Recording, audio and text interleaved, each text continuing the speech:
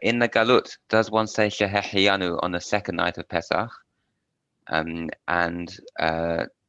what about on, this wasn't from Tzvi, but this is a general question. What about on the seventh night of Pesach in all places? One does not say Shehechiyanu, in my view, on the second night of Pesach, nor with regards to the seventh night of Pesach, it is accepted and understood by all that one does not say Shehechiyanu.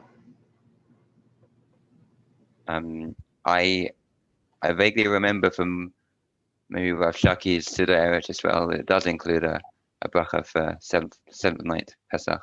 Let me quote to you from the Siddur of Rav Saadia Gaon. Rav Saadia Gaon writes in the Siddur that we have before us, which unfortunately is not the complete Siddur of Saadia Gaon, as we know from certain other discussions, as I will mention in one of my future shiurim on Inyanei Basar v'Halav.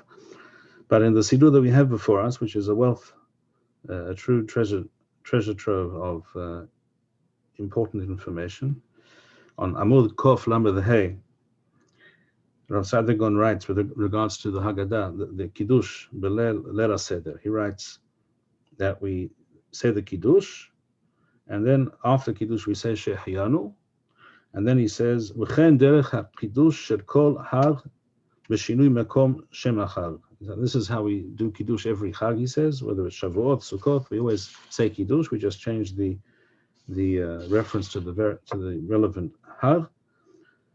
Then he says, and this is worth taking note of, Huf min Hag HaHashmada, except for the Hag of the destruction, which refers to Yom Shvi'i Shel Pesach, referring to the Hashmada of the Misrim.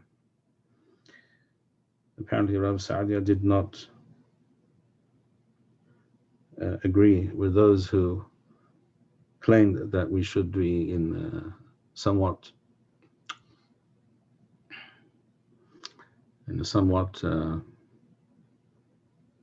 a non-joyous state of mind, shall we say, Yom HaShvi'i of Pesach. That's why we don't say Hallel on the Shvi'i Shel Pesach. There is such a Midrash Haggadah, but that's a very strange source and not to be relied upon. And as you see here, Rav Saadia Gaon didn't think so at all, because he says that on Hag HaShmada, we don't say Shehechiyanu. He says Mufurash, Chutz min Hag HaShmada, which is Shvi'i Shel Pesach, she'en omrim bo Shehechiyanu. Does that mean that there were no other opinions or minhagim in the world in the time of Rav Saadia Gaon, or before him or after him? No, it doesn't mean that. But I do not see any reason to say Shehechiyanu b'Shvi'i Shel Pesach. It is not considered a regel b'fnei asmo, like Shmini Aseret is. It's not a separate regel. And that is the real reason that we do not say Hallel Shalem, except for the first day of Pesach. The rest of the days of Pesach, we only say Hallel b'dilug, not complete or half Hallel, as it is called sometimes.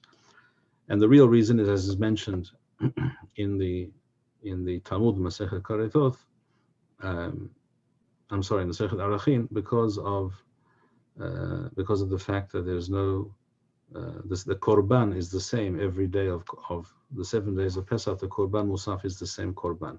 There's no change from one day to the next, whereas in Sukkot there is. That is why in Sukkot we say Hallel Shalem every day, because every day is in a meaningful and significant way, due to the Korban, is a different day from the day before. Whereas each day of Pesach, 7 days, is the same Korban Musaf. So there's nothing particularly new about today as opposed to yesterday, and therefore we do not say Hallel. And the same applies to Shvi'i Shel Pesach. I would just add here parenthetically, but I think it's important that I say this, that when it comes to Nushaot and Minhagei Eretz Yisrael, many of which are found in manuscripts or fragments, usually fragments of manuscripts from the Genizah, it has to be stated that we do not know always who were behind these manuscripts, who wrote them, who formulated them, based on what authority. And therefore, if something does not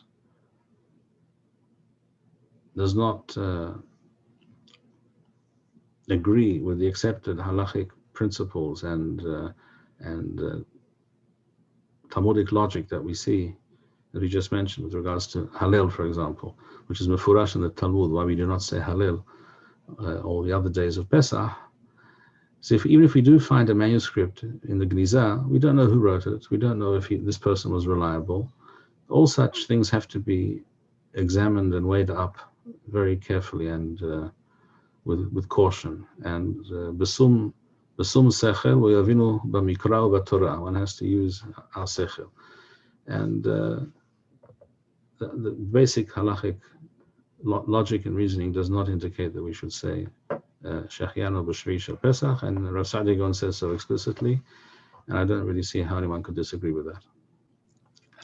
Thank you. And why does the Rav hold that one does not say Shehechiyanu on Yom Tov, the night of Yom Tov Sheni Shel Galuyot?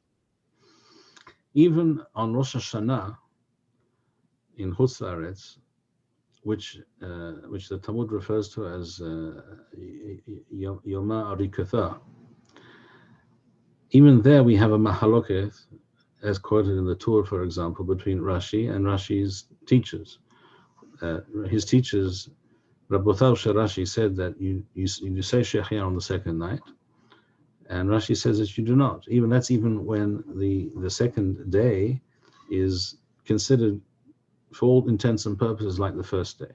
The second day of Pesach in Chutz La'aretz is not considered to be the same for all intents and purposes. It's not considered a Yoma Arichutha. So I don't see any valid argument why one should say Shehechiyanu on the second night. I see that Chaim is asking, so why do we say Kiddush? Well, you could ask the same question of why do we say Tfilah Shel Yom Tov in Chutz La'aretz on Yom Tov Sheni, and why do we do any of the things that we do? And the answer is because if we didn't do these things, it wouldn't be Yom Tov, and the whole takana would unravel. And as long as this takana exists, and it obligates us, we are required to act as on Yom Tov. But that does not necessarily require that we say Shehechiyanu. Thank you, Rabbi Bar-Hayim. We would like to encourage our viewers to share these videos with friends and send in your responses. We would also like to suggest the following opportunity to our viewers. If you identify with Rabbi Bar-Hayim's message and would like to sponsor or dedicate a video interview with the rabbi in honor or memory of a loved one, if you would like to obtain Birkon Nusach Eretz Yisrael or invite the rabbi for a speaking engagement, please email us at office@machonshilo.org. If you are inspired by Rabbi Bar-Hayim's message and would like to get involved in Torah Eretz Yisrael activities in your local area, please fill out the relevant form by going to the link which appears on the screen.